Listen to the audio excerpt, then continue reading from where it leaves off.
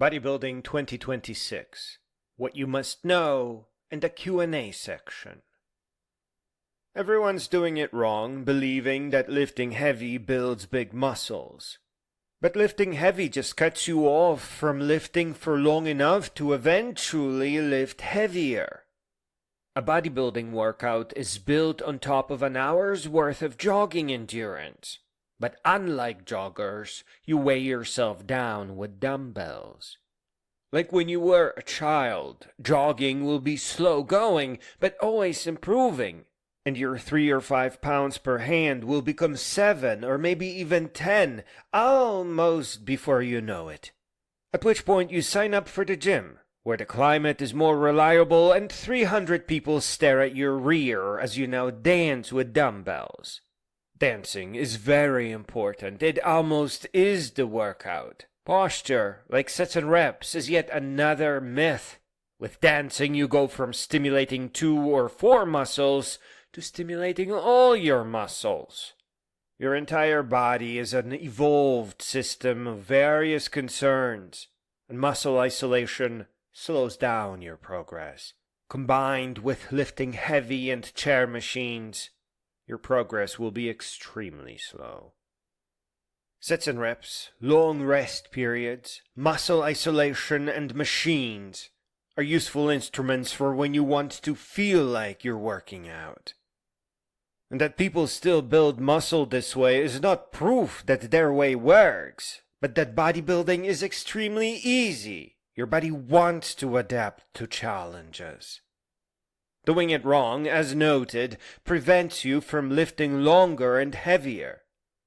But when you lift light for an hour, there's always room to add more. Plus, lifting light and moving to the beats of music helps you enter a dance trance that makes time melt away. To grow faster, you can find faster dance songs. You can mix in the next dumbbell set for a little while. Or better yet, add light wrist weights to make the next weight easier to get to. Don't jump by 5 pounds, that's too much to cover. There are less than 30 things that you have to comprehend for a reliable bodybuilding workout, but you only really need one to get started. Anybody can do bodybuilding, and everyone starts at a different point, one step past wherever they are currently. So if all you can do is dance with 3-pound dumbbells to slow country for an hour, that is your perfect start. Because before you know it, you're going to be able to go faster, longer, and heavier. It's just where your body is at, and that's where you must start. If you start too heavy, you're not going to have your hour. If you start too heavy, you're not going to be able to move fast enough. If you start too heavy, you will never be able to go heavier. Lifting heavier does not mean bigger muscles. Body wisdom means bigger muscles. You cycle your dumbbell exercises, letting your biceps rest while you lift overhead and vice versa, letting the dance transform the cycle into a full body exercise. But you never lift so heavy that you are forced to stop. Your hour is already a bare minimum. Disrupting your circulation or otherwise exhausting yourself will ruin your exercise. You have to be there, lifting, moving, fighting for it. You can't just leave early because you started lifting too heavy. Just imagine where you would be as a child if your parents had you learning running with a much too heavy backpack. If all you could do was 20 steps, your body would have never adapted. You would not be able to run very far or very fast. Imagine a horse put away to a stable, walked 20 steps every day. That horse will not grow bigger muscles. It's lucky that it's not dead yet. That's why everyone is wrong. They never start where they can handle it all. They start at way too heavy, their maximum, Nothing could be more foolish than that. The weight of the backpack does not make you adapt faster or bigger. It's the duration. The duration comes first. It's not even the balance of weight and endurance. It's that 1 hour of non-stop dance with dumbbells packed to maximum, but without stopping you. It's not how heavy you lift.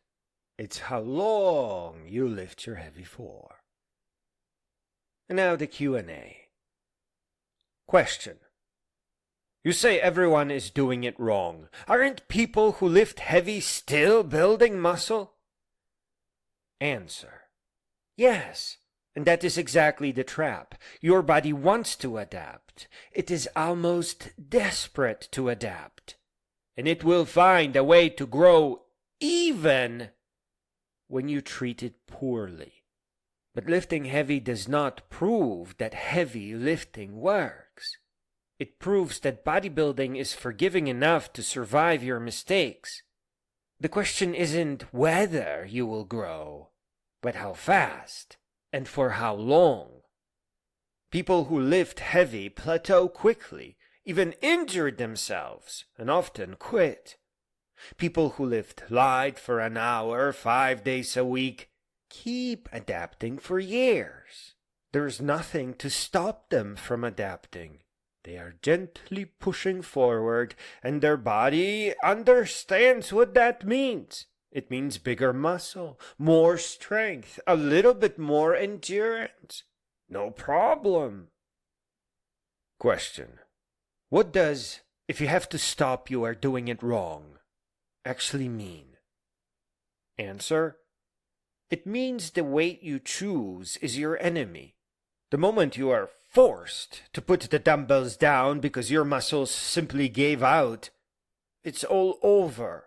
The signal you sent to your body lasted 15 seconds, and your body, with its 4 billion years of wisdom, does not know what to do with 15 seconds. It's not enough information. The duration is the message. If you stop before an hour, your body never receives the message. You're not broadcasting loud enough. And again, an hour is the bare minimum. Question. How light is light enough? And how do I know when to go heavier? Answer. The rule is simple and a little poetic. Never so heavy that you must stop. Never so light that you could lift more without effort.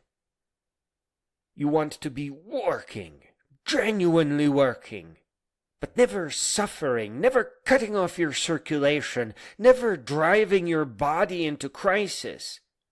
When the weight starts to feel like nothing, when you catch yourself dancing without noticing the dumbbell, that's your signal to go up, but by no more than 2.5 pounds. Your body will absorb the change without complaint, without soreness, without any drama. That's the entire secret.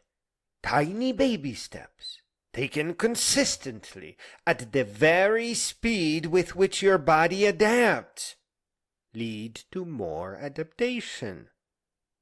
You know this. You know this from when you were a baby.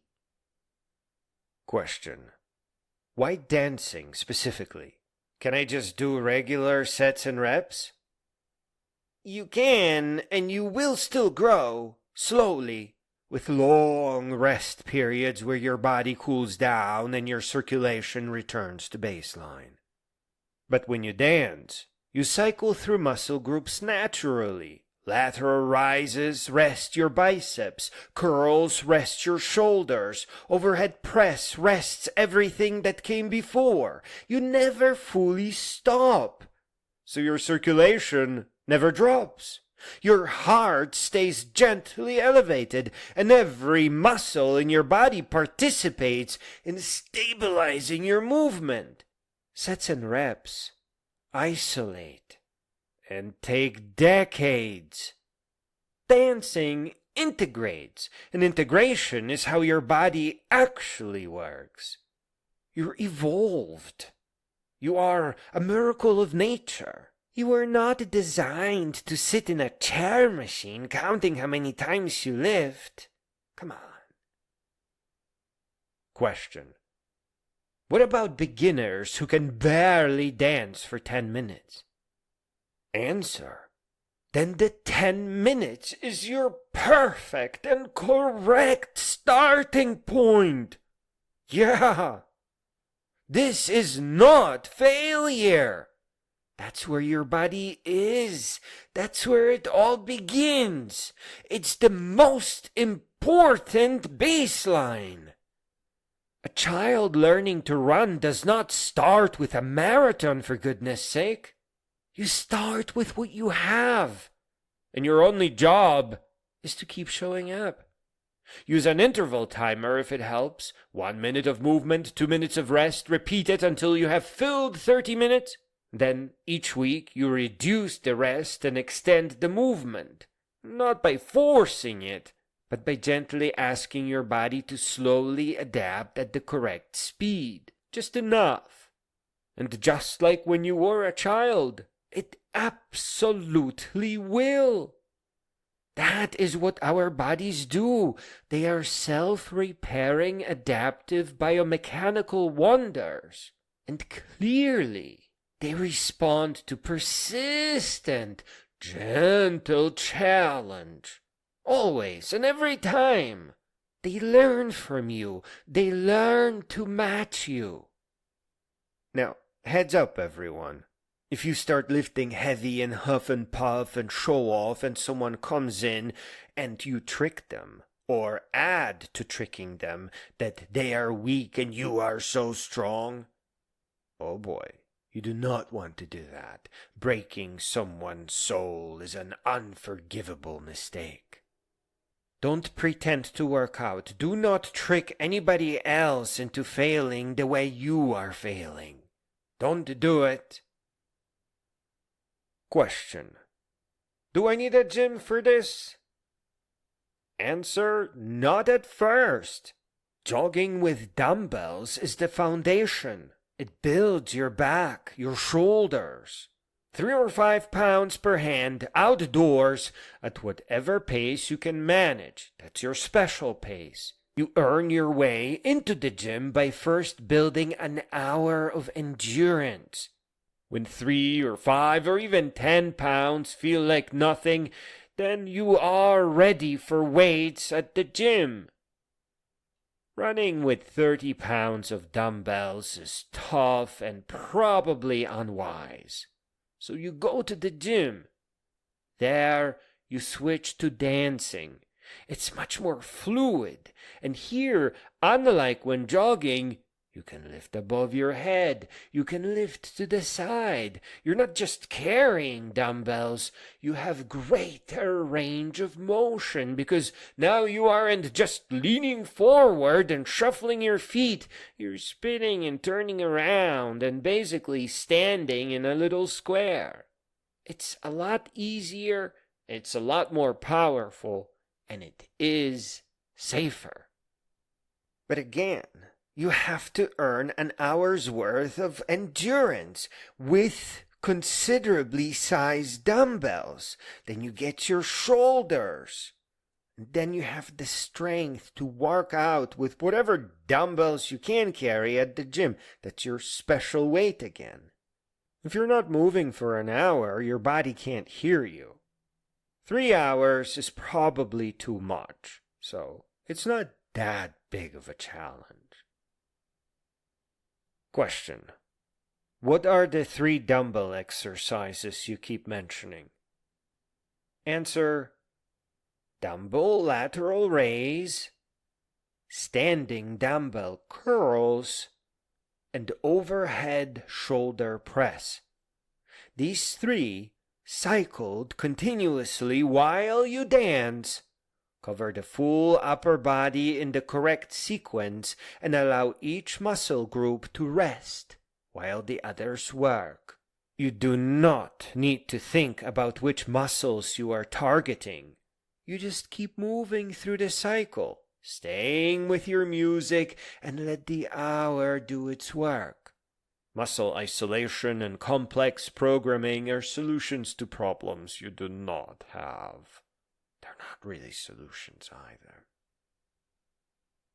Question: what about soreness?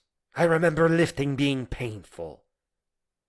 Answer: I am sorry, but the first 2 weeks will ache. That is your body waking up, reactivating systems that have been quiet for a long time. But here is what every lifter will confirm if you ask them. Nobody remembers it. Nobody remembers the aches. It is a brief chapter at the very beginning of a long story, and it never returns. Normal bodybuilding, lifting light for an hour to music you love, does not hurt at all. It feels like stretching, uncoiling. It feels like flying, very much so. The soreness you remember was probably from lifting too heavy too fast with too little endurance beneath it. Think about it this way. When you start your workout and it hurts, it's not because it's the workout that is hurting you. It's because you lived your life in such a way that now prevents you from moving or lifting or exercising or just being healthy. So it's not that the gym is hurting you. It's that your lifestyle is trying to crush you. It's not as funny as it sounds. Question: you mentioned wrist weights and weight vests. Where do those fit in? Answer: they are elegant solutions to the hardest part of the program, the gap between dumbbell sizes.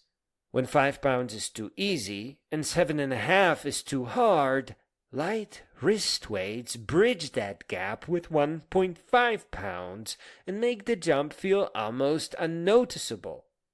The weight vest is different. You wear it after the gym, during your ordinary day, doing ordinary things. That's actually how we really adapt. Large people are often muscular precisely because their bodies carry extra weight everywhere they go throughout their entire day. The vest gives you that advantage deliberately, gently, for free. And at the end of the day, you can take it off. Okay, so now that you are ready to start your workout, you can simulate the real thing by just spending 20 minutes at the gym. Just 20 minutes in and out. And the question is, what are the dumbbells that you can cycle for 20 minutes without stopping? Yep.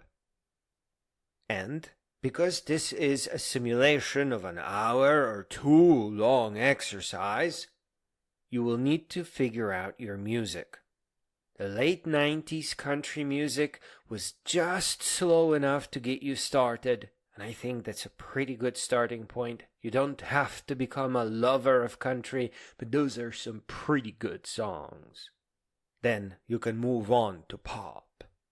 But hey, listen, at some point, maybe during the summer, on the nice, crisp mornings, it will occur to you that you can really beat your gym workout by just grabbing onto 5-pound dumbbells and just jogging with them. Not really lifting or anything, just hanging them in your hands. And you go really slow. And you go for an hour. And after a few months, it will feel like nothing. So then you can go back to the gym for a second simulation. Can you cycle the 3 standing dumbbell exercises non-stop for an hour?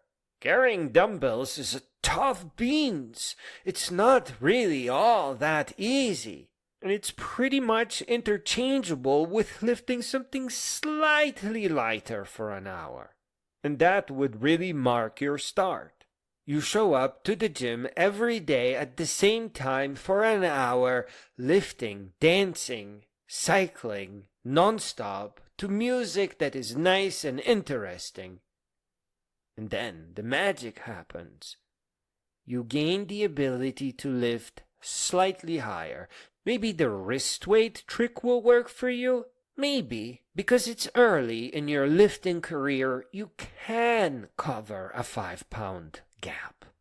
And it is here when you challenge your body again and again, and maybe even again, where your muscles start growing and expanding because they are being challenged multiple times. And here, all those heavy lifters should finally get it through their heads that if you lift your maximum, by definition, you are unable to adapt multiple times. And here's some good news for you. Lifting heavy does have an equivalent of lifting light for a prolonged duration. So you were training your body even though you have been stuck on a plateau. You have to find where that plateau is on the lift light for long scale. But this time, you're freed from the plateau because you're able to add a little bit more weight or a little bit faster music or maybe wrist weights, or maybe you could possibly double your stay at the gym. This would absolutely trim your fat and send a much louder signal to your body that you need adaptation and bigger muscles and more endurance and, frankly, more health and more life and more flexibility and more joy and more smiling and more doing foolish things. It's a pretty good trade. And because on this end of the lifting spectrum you are adapting multiple times, one after another, you can teach others how to do it. That's pretty fun too.